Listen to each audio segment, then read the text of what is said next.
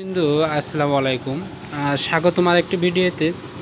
তো মূলত আজ কথা বলবো যে আমের যে স্পট দেখতে পাচ্ছেন, এই যে দাগটা অর্থাৎ ফেটে যাচ্ছে একদম। ভালো আম কিন্তু ফেটে যাচ্ছে, দেখতে পাচ্ছেন এই যে ফেটে যাচ্ছে। তো মূলত যদি আপনাদের আম গাছে এই সমস্যা দেখা দেয়, তো অবশ্যই এটার জন্য কিন্তু আপনাদের 16 বোরন অর্থাৎ 16 বোরন এটা কিন্তু দিতে হবে। 16 বোরন যদি আগে থেকে স্প্রে করা যেত, তাহলে কিন্তু আমের যে ফাটন দেখতে পাচ্ছেন, এই যে ফাটল রোগটা, এটা কিন্তু হতো না, অথবা যে স্পট যেটা দেখতে পাচ্ছেন এটা কিন্তু হতো না।